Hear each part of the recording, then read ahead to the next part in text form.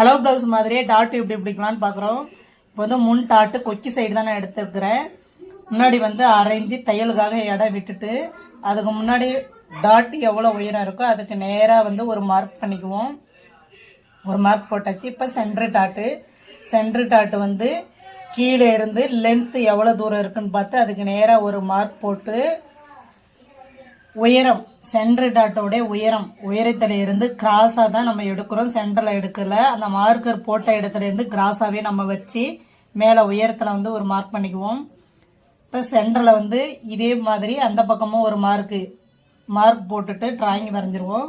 இப்போ ஆம்கோல் உயரத்தில் இருந்து தையலுக்காக சேர்த்து எவ்வளோ தூரம் இருக்குன்னு அதை உயரம் தையல் எதில் முடிச்சிருக்கோ அதில் வந்து ஒரு மார்க் பண்ணிக்குவோம். இப்போ எல்லாத்தையும் வந்து ஒரு கோடு போட்டு டிராயிங் பண்ணி வரைஞ்சிக்குவோம். நம்ம இந்த மாதிரி வந்து டிராயிங் பண்ணாலே அவங்க அளவு ப்ளவுஸு டாட் வந்து நமக்கு மாறாது. சேம் அளவு ப்ளவுஸ் மாதிரியே நமக்கு வந்து டாட் கிடச்சிரும். இது மாதிரியே வந்துட்டு நீங்களும் டாட்டு பிடிக்கணுமா இல்லை தெரியாத புதுசாக கற்றுக்குறீங்களா இந்த மாதிரி தைச்சு பாருங்கள். ரொம்ப பர்ஃபெக்டாக அழகாக வரும்.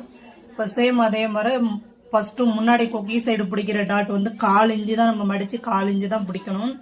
1/4 இன்ச்சில் ஸ்டார்ட் பண்ணி ரஃப் அடிச்சுட்டு கிராஸாக போயிட்டு வெளியில் வரும்போது ஒரு ரஃப் அடிச்சிருவோம். அதே செகண்ட் வந்து 2வது டாட்டு கீழே வந்து கரெக்டாக மடித்த பிறகு 1 இன்ச்சு இருக்கணும் அகலம். 1 இன்ச்சில் இருந்து ரஃப் அடிச்சுட்டு மேலே வந்து அந்த மார்க் வச்சிருக்கிற இடத்துல ஸ்ட்ரைட்டாக போயிட்டு ரஃப் அடித்து வெளில எடுத்துருவோம்.